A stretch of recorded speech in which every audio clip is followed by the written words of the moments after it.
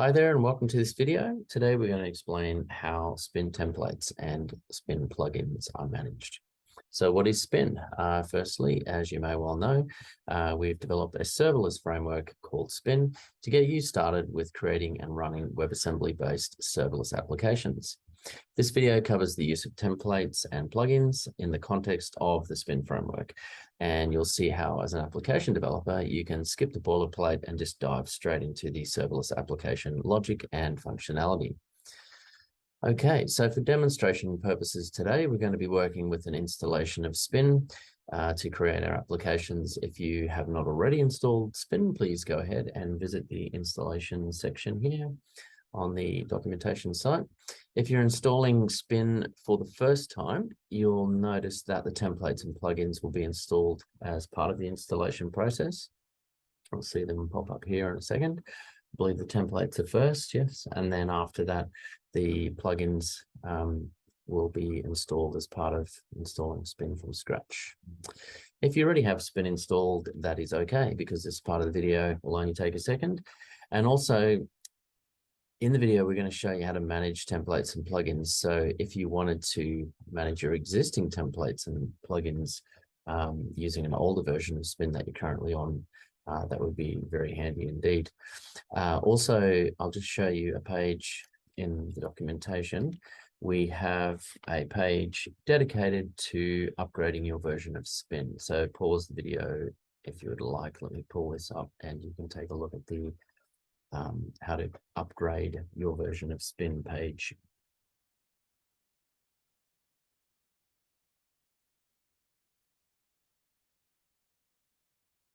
All right, so once you have Spin installed, all of the features we're covering in this video are available via the Spin command line. The command line reference documentation essentially lists all of the commands, their options, and the usage. So that's a great place to go. You can also mirror that in the command line itself by using the --help command. So looking at a out-of-the-box Spin application, we see we have components, which make up the application. We see this spin.toml file, which we call the manifest. And in there is varying information depending on what type of application you're building. And this is essentially the job of the template, is to create this spin.toml file, the manifest, and also to create the directory structure, your source folder, and all of the different components that make up a particular application. So templates are generally quite specific.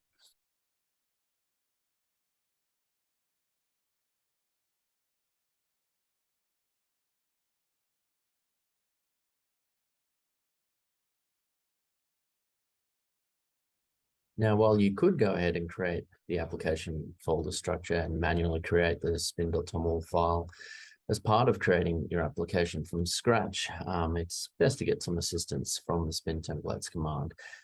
It is deliberately created for you by us to make creating your applications essential.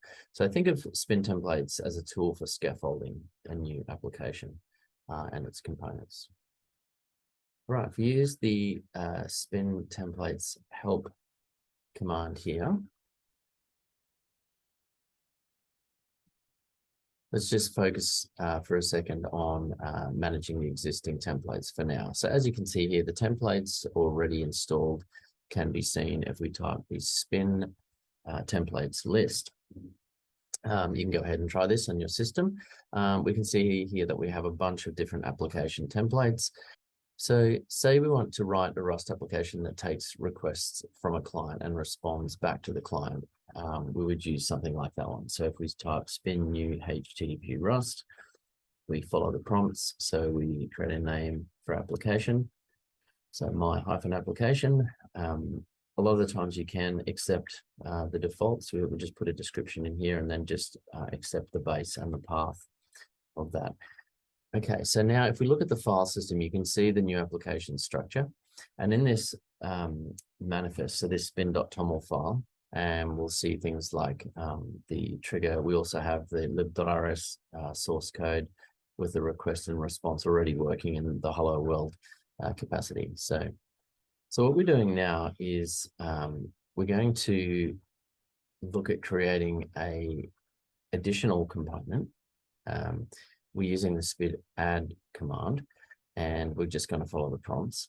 And the reason for this is to create an additional component to the existing application. So we're using spin add static file server, and then we're following the defaults by and large. We've got my-files as the name.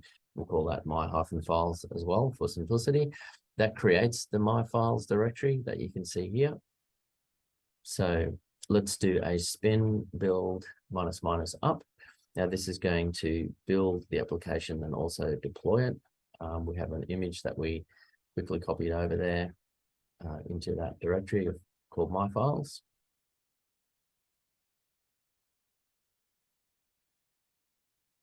Brilliant. Okay, so at localhost, we can see that our file image.jpg is being served, and at the base URL, we have the hello Fermyon, hello world example as well.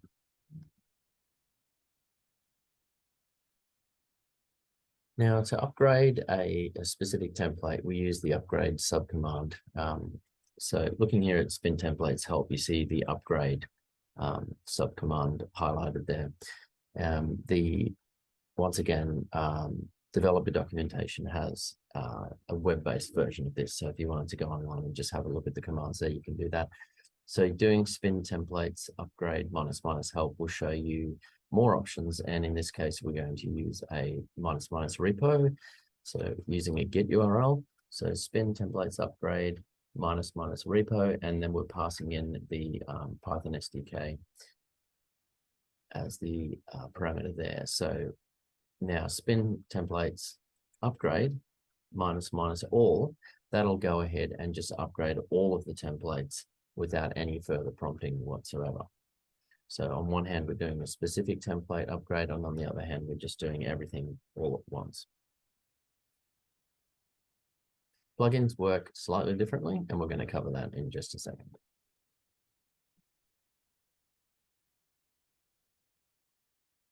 Now, say we have this static file server that we've just used, and say we wanted to remove that. Type spin templates uninstall static file server. And what that will do is remove, as you can see there, the top listing has file server and the bottom listing has no file server. So on a one-by-one basis, we're removing the templates. You can create your own spin templates to meet your specific needs, although a lot of the basic use cases have been created already, like HTTP apps, connecting your app to connect to Redis, Postgres, and things like that. If you have an idea for a new template, perhaps you would like to share your newly created template with the spin community. Of course, this will allow others to quickly get the bones of your contribution to become the basis for their applications. Okay, so over to plugins. Now, the spin plugins --help is a great place to start. We can see here that this will help steer in the right direction in terms of what subcommands are available. Again, the CLI reference has all of these listed, so you can go through on the web and have a look at that. So as far as managing plugins goes, the good news is that, as is the case with the spin templates, there's nothing else that needs to be installed.